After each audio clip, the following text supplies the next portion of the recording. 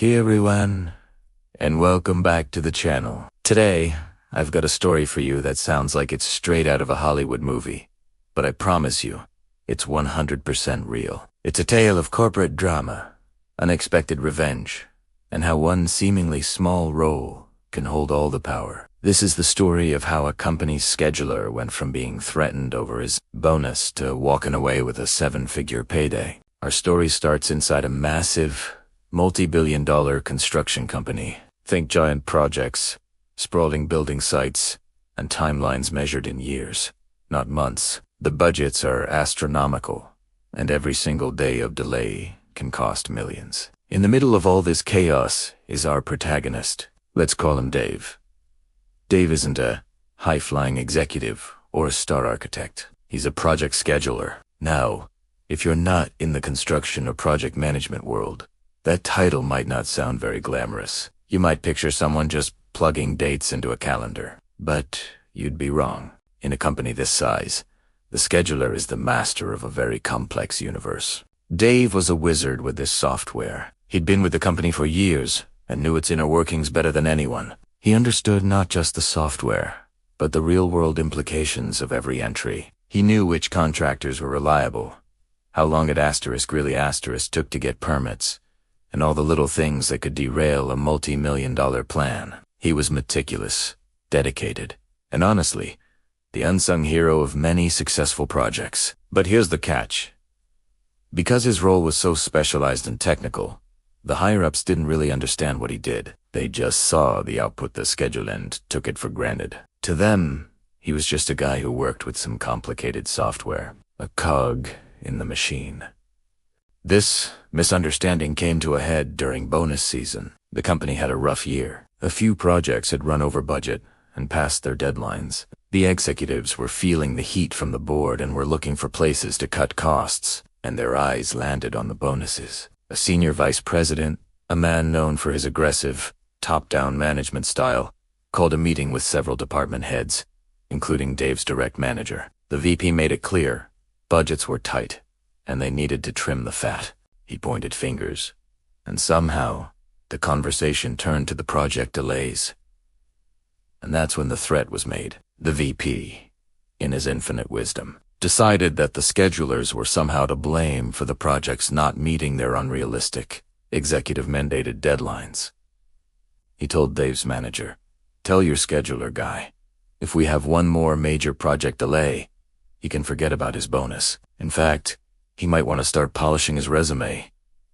When this message got back to Dave, he was stunned, and then he got angry. For years, he had been the one creating realistic, achievable timelines, only to watch managers and VPs override them with optimistic, make-it-happen deadlines that were doomed from the start. He was the one who flagged risks, who warned them about potential bottlenecks, and who was consistently ignored. And now, he was the scapegoat, the one being threatened. That was the breaking point. Dave didn't storm into the VP's office. He didn't send an angry email. He was smarter than that. He did something much more calculated. He quietly gave his 2 weeks' notice. The company, in its arrogance, barely blinked. They thought, he's just a scheduler. We can replace him. They posted the job, offered a decent salary, and assumed someone would fill his shoes in no time. They couldn't have been more wrong. What the company failed to realize was the true nature of Dave's work. The project schedules weren't just simple files.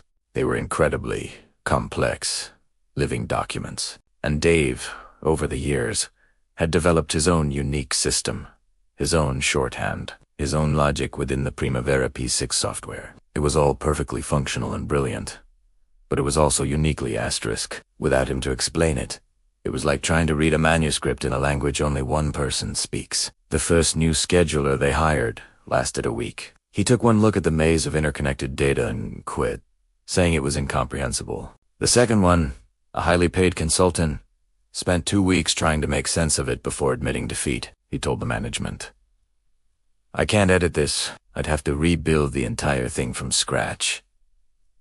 Rebuilding the schedules for multi-year billion-dollar projects, that would take months, maybe even a year. And in the meantime, all their major projects would be flying blind.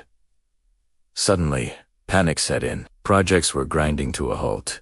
Without an updated, functional schedule, they couldn't coordinate contractors, order materials on time, or report progress to their clients. The delays started piling up, and those millions of dollars they were worried about, they were evaporating every single day. The company was hemorrhaging money, and the cause was the empty chair in the scheduling department. The very role they had so casually dismissed was now the single point of failure, bringing the entire operation to its knees. The executives were desperate. The same VP who had threatened Dave's bonus now had to make the most humiliating call of his career. He had to call Dave and begging to come back. But the Dave on the other end of the line was not the same employee he had threatened a few weeks earlier.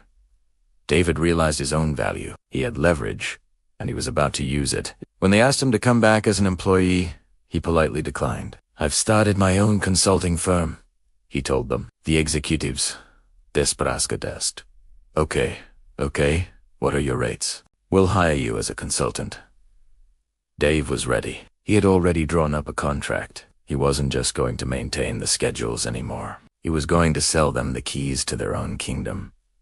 His proposal was audacious. He offered to stay on for a limited time, not to run the schedules, but to document his entire system and train a new team of their choosing to take over. He would translate his unique language, create a manual, and ensure a smooth handover.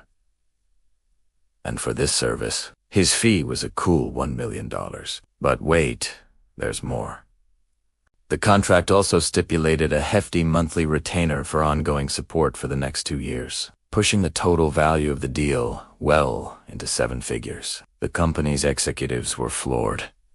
The price was astronomical, but they did the math. The cost of their ongoing project delays was already far exceeding Dave's fee. Every day they waited, they were losing more and more money. They had no choice. With their backs against the wall, they signed the contract.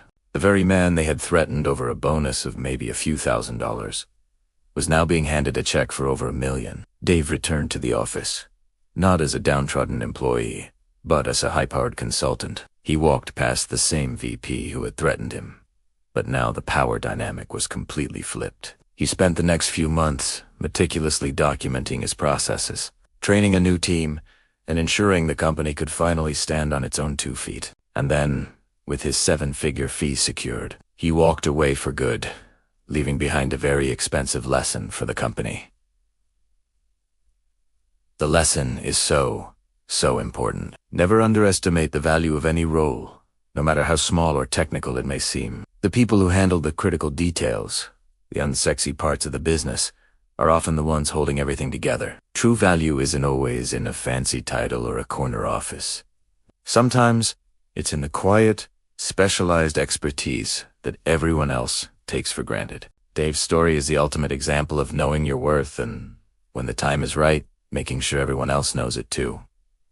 What do you guys think? Is this the most epic revenge story you've ever heard? Let me know in the comments below what you would have done in Dave's position. It's a fascinating situation to think about. Thanks so much for watching today. If you enjoyed the story, please give this video a thumbs up. And do you forget to subscribe and hit that notification bell so you don't miss our next one. We'll see ya in the next video.